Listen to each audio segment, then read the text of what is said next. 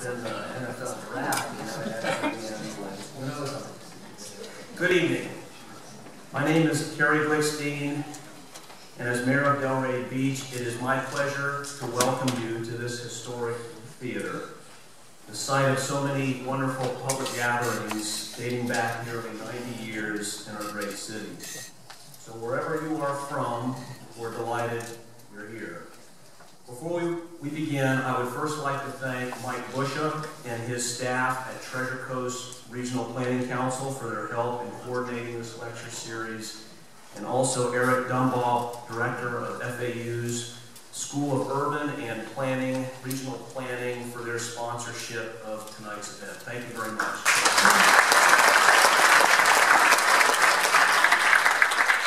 I would also like to acknowledge our other sponsoring partners: Abacoa Partnership for Community, American Planning Association, Treasure Coast Section, Congress for the New Urbanism, Florida Chapter, Palm Beach County Planning Congress, our Delray Beach CRA, and Downtown Development Authority.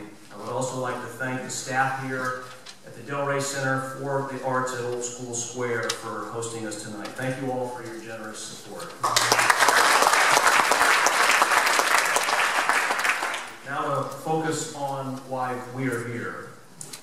We, like all cities, are challenged to manage growth in a way that balances the competing priorities of encouraging dynamic economic development and preserving that which makes our towns unique. It is my hope these discussions will continue to promote engagement within our communities and help create consensus about what defines smart growth for each of us. Tonight is our fifth speaker in this year-long series. You may recall we heard from Andreas Dwani, among the most compelling and progressive architects, planners, and thinkers of our time. Mr. Dwani spoke to us in humorous but blunt tones that reactive zoning, reactive planning is not planning at all and can doom us to obsolescence. Proactive thinking and process will inspire us and others.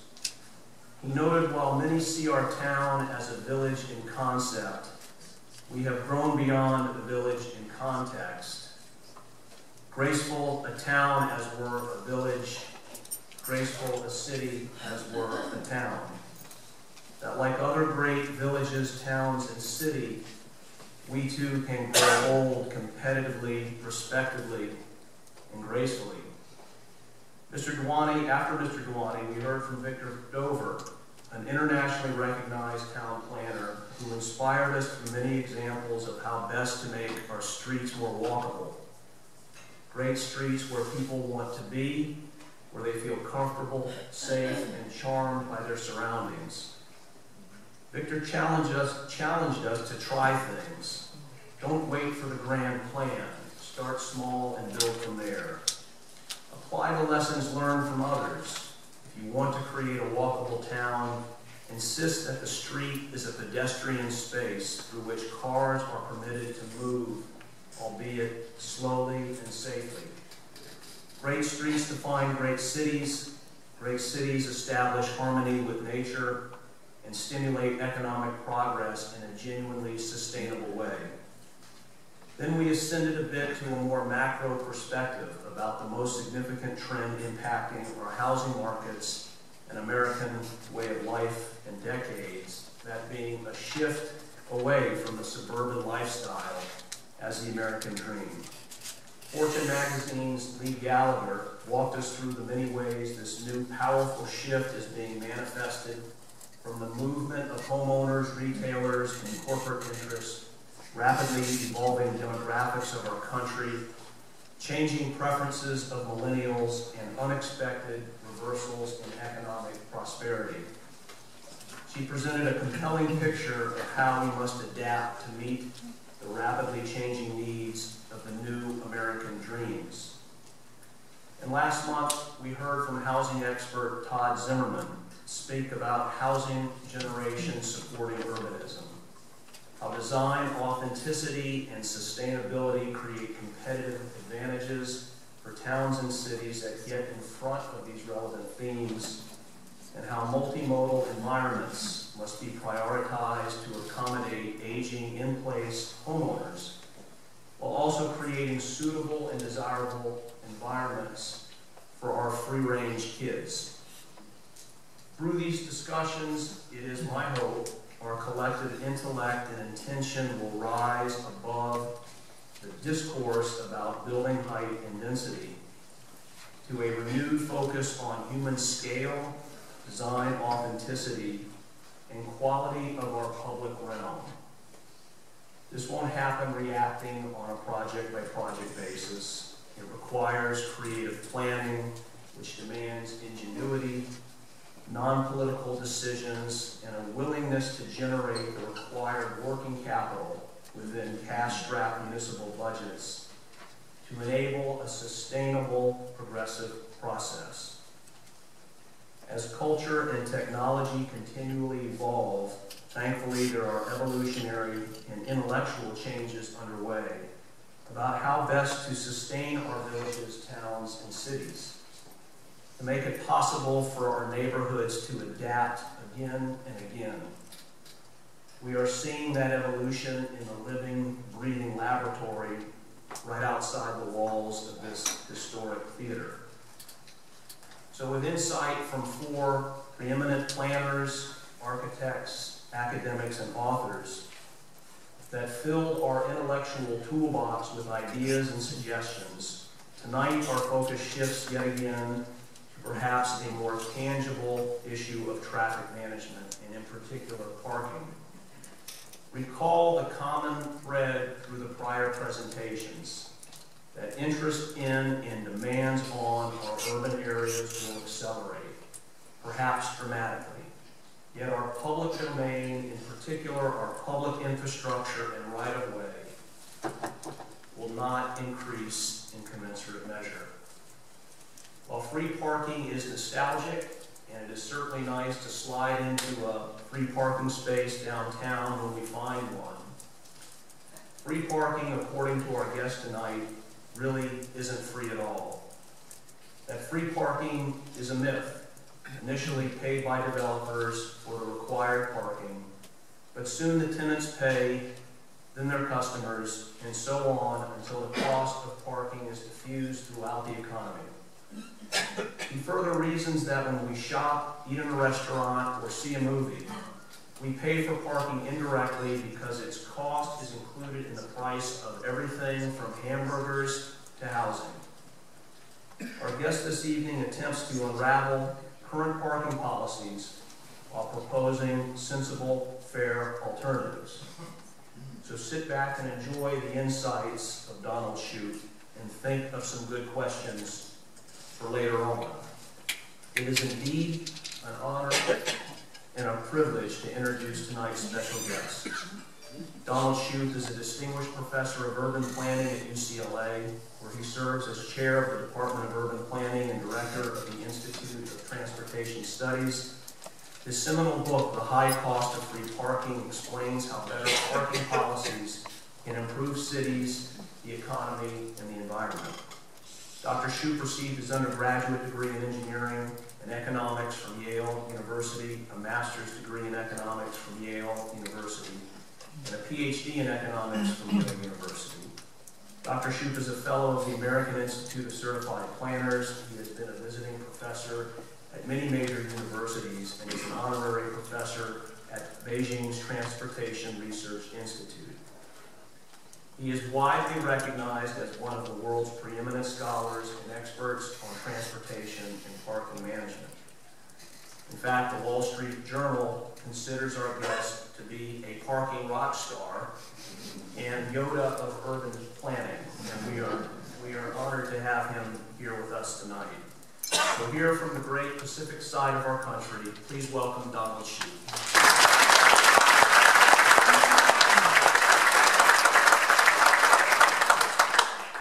Thank you very much for inviting me to Delray Beach and for giving me the opportunity to speak to you. It's an honor to be a member of such a distinguished line of speakers in your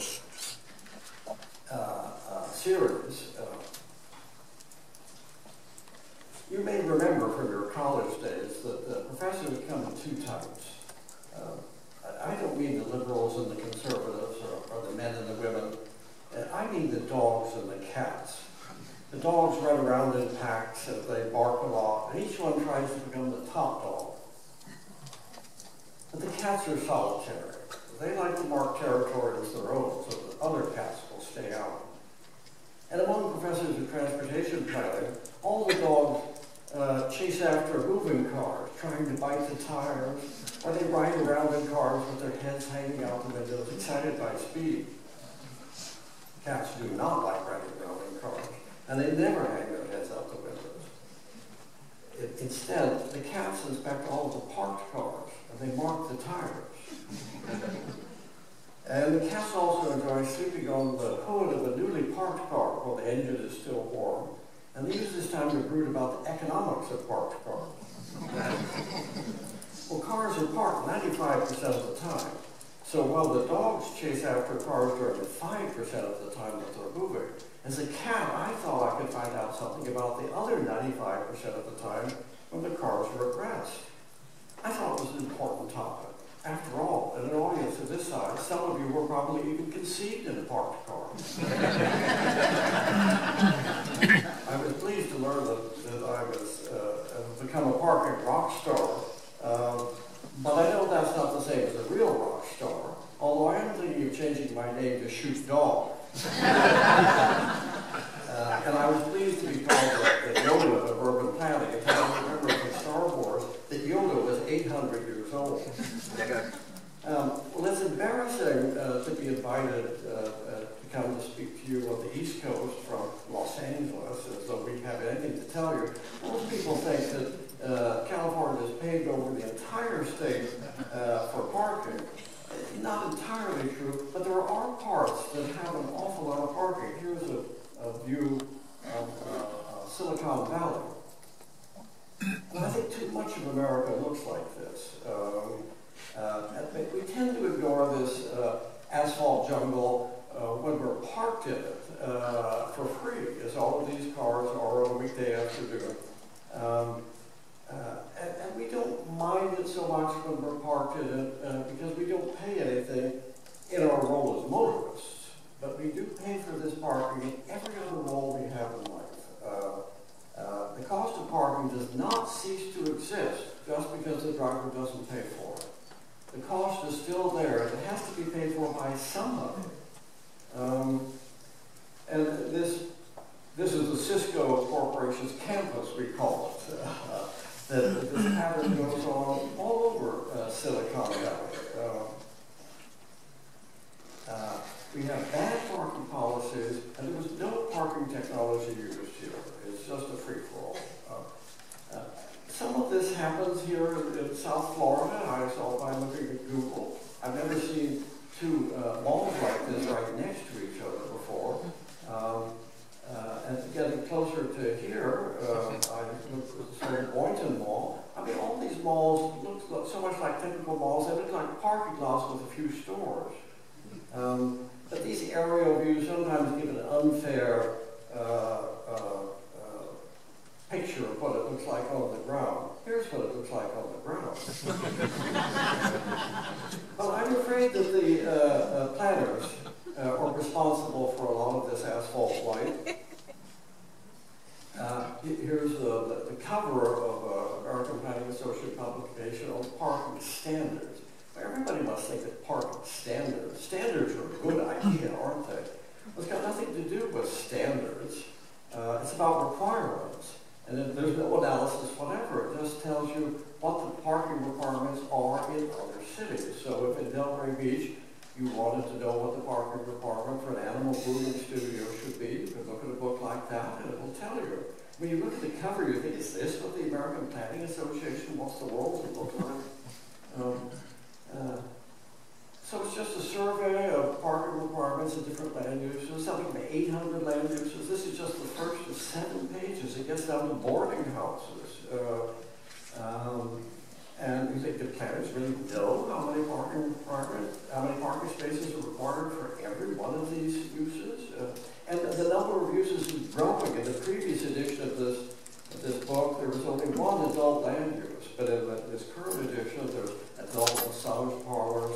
theaters, adult bookstores. And the planners have to know the difference in the park demands at each one of these land uses. Well, how do they know it? Here's just a picture of one of the pages in there for adult land uses. And you can see, look at the building the American Planning Association puts to illustrate this. What the world ought to look like. This is not very aspirational as to how the world should look. And when you do look at each one of these parking requirements, they look sensible, taken one by one. Here's just a sample of them. When you can relate parking demand to the number of people, it makes sense. Well, there's the barber, and the barber's customer of the chair. But there's often a gender distinction that's hard to understand. And there's almost always one parking space per person in every land use except religious uses, and even then there's a gender distinction. But when you get away from the number of people, you have to think of how many parking spaces per what. And then planners usually look at the number of square feet of the land use. If that isn't sensible, they have to think of relating it to something else. It always has to be how many parking spaces per what. And if you were asked by the Planning Commission of Delray Beach to set the parking requirement for a gas station, well, what would you do? Well, you look at the parking standards book and see what other cities require. And it has to be for everything. And it's sometimes hard to do. Sometimes maybe planners that just close their eyes and stick the heels of the ruby slippies together and guess at the parking requirement. And even we have parking requirements for the afterlife. I think America, and now increasingly the rest of the world, is making two big mistakes that are doing a lot of things. One is to keep curb parking free or cheap, even when the demand for it is high. And because of that, because the curb parking is free, we have to require lots of off-street parking, or else any new use, any new building will flood the streets with parked cars. So that every new building has to provide enough parking spaces for everybody who wants to park free, or else people will park free on the street. Well, I looked at every city I go to, I looked at the parking requirements, and I showed you what Cisco Systems looks like in San Jose. Here is the parking requirements in the city of San Jose. The green bar is the 1,000 square feet of the land use, and the red bar is the size of the parking lot that's required. So you can see that most cities require more space for parking than for the building itself. It's very typical. If the parking requirement is 3 spaces per 1,000 square feet, the parking lot is as big as the building. And if it's more than 3 spaces per 1,000 square feet, the parking lot is bigger than the building. And when you look at San Jose's parking requirements, it looks very carefully put together, that somebody must have studied these issues. All these land uses that they have, they're very precisely stated. It looks scientific, but it's not. It's got nothing to do with science. It's pseudoscience. I looked at the parking requirements in southern Florida to see if they're any different. And I think sometimes these parking requirements show you what is important to a city as well. Perhaps the people in Boca Raton want a lot of people to their funerals. And they have a lot of them. In South Miami, they want everybody to drink and drive. People in Miami Beach like to dance. I guess it's an educational use, but we expect some students will ride their bikes.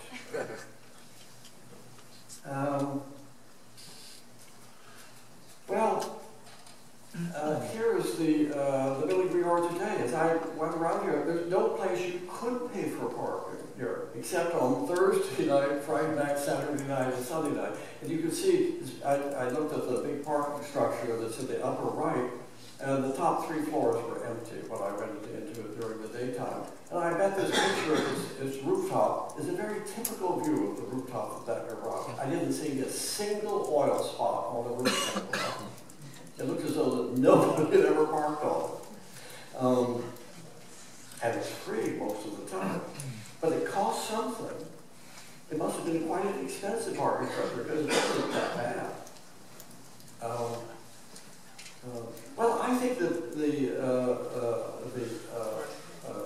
problem is that city planning commissions ask planners to say how many parking requirements should we set for a new theater in this town. And the planner can't come back and say, I don't know. You'd be fired. You have to come back and say, staff recommends that we require 5 spaces per 1,000 square feet or something like that. And you try to figure out what the politicians want, and then you'll rationalize that. The problem is that when cities, including planners, set parking requirements, they don't know how much parking spaces cost. I imagine there's probably not a person, well, a few people in this room, but most people in this room would have no idea how much that parking structure right behind us would cost per space to build, including the landowner. So how could you know how parking every land use needs if you don't know how much it costs? Or how much it increases the cost of housing? Because if the housing has to come equipped with 2 parking spaces per dwelling unit, how much does that increase the cost of housing? And everything else. And how do these parking requirements affect the way buildings look? So many buildings in South Florida have the parking right on the street in front of the building. You know, saying to everybody that our customers are motorists. They're not pedestrians or cyclists. All we care about is motorists. And it often makes the buildings look ugly, especially the podium buildings, the high-rises that are set on top of their parking structures. And if we have more parking, doesn't that mean more cars? And if we have more cars, that means more congestion and air pollution and fuel consumption. And now some of us worry about CO2 emissions. And as all the planning professors will tell you, there is no instruction in graduate studies in urban planning on how to set a parking requirement. All the planning students learn is how parking requirements prohibit or get in the way of everything they want to do. If they're interested in affordable housing or sustainable buildings or nice looking architecture, parking requirements make all of these things difficult or impossible. And I think the problem is that we have governmentalized what should be a private decision. The public authorities are not really skillful enough to set sensible parking requirements. This should remain a private decision. Well, I did try and figure out how much parking spaces cost, and you can't just answer that question because it depends entirely on the site. I'm sure that underground parking spaces are wildly expensive here near the coast. They certainly are anywhere where there's a high water table. Here is, I did look at cost estimates from a firm who specializes in estimating the cost of new buildings, and they have the cost of various land uses and of the parking spaces. And just for 8 cities, or 12 cities, here's the average cost of parking spaces. It's about $34,000 per underground space and $24,000 for above ground space. That's just the construction cost. Now, how does this compare with our ability to pay for the required parking spaces? If each one of them did cost $24,000, are we rich enough to pay for that? And it's also, rooting around for data on how much money we have. And here is a graph, I hope you can see it. It shows how much people have saved for their retirement in the United States. And half of the households, those percentages in the bar show the percentage of people who have less than $10,000 saved for retirement. So half of the population has less than $10,000 in a retirement account, and for minorities, it's a much higher percentage who have less than $10,000. Something like 80% have less than $10,000 of blacks. And yet planners are just saying, well, maybe 3 spaces, maybe 4, as though cost didn't count, that they weren't imposing a cost that was more than 3 or 4 families have saved for retirement. Well, these are just people who are not retired. Some of you who are now retired probably have much more than that. But let's look at people who are on Medicare.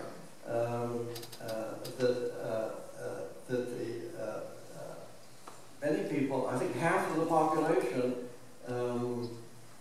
has less than $61,000 in their entire financial assets.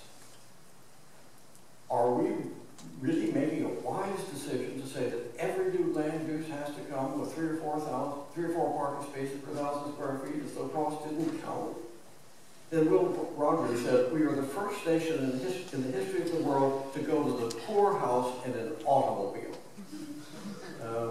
And who doesn't own a car? You know, there are two kinds of people when you ask them, can you live without a car? There are the kind of people who couldn't conceive of living without a car, and then there are the people who do live without a car. Well, who are these people? The horizontal bars in this graph show the percentage of households who do not own a car. And poor and minority households are much more likely not to own cars. So minimum parking requirements impose heavy costs on many people who are too poor even to own a car. Well, I've sort of set the stage for thinking, well, maybe we should do something a little bit differently. Maybe there's some better policies out there. And I recommend 3 simple reforms. I think taken together, the cities are doing each one of these things. If you do all 3 of them, I think they'll make big strides. One is to charge the right price for per parking. Well, nobody can argue against that. It's just when you become the different. It's a tautology. Who can say, no, we should not charge the right price? But what I mean by the right price for per parking is the lowest price the city could charge and still have 1 or 2 open spaces on the block. So that all the spaces will be occupied except 1 or 2. So that anybody arriving on the block will see, oh, isn't this nice? There's a parking space there. And you'll just pull right into it. Some people think they have parking karma. They were born with it, some natural talent that they have. And that there's always they can always find a space where they want to go. But this policy would give everybody parking cars. Everybody would see an open space wherever they go. And then to make this popular, so that the politicians don't have to convince people this is a good idea, cities have established parking benefit districts to spend the meter revenue on the blocks that generate. That is, the streets that have meters, all of the money goes to pay for added public services on that block. They say some cities, of course, they sweep the streets every night, they do graffiti every night, they steam clean the sidewalks twice a month, sometimes that extra police protection. Whatever the merchants and property owners and residents say is their highest priority, we want to have the wires put underground in our neighborhood. Well, we'll use the meter money to do that. And that use of the revenue will make people say, I see what you mean, that this is the way to pay for something. And then if you've done that, so that you have you solve your per parking problem, there's no perceived problem of per parking, because everywhere you can perceive there is 1 or 2 open spaces. And then you don't have to have all-street parking requirements, and that will greatly reduce the price of everything. So some cities refer to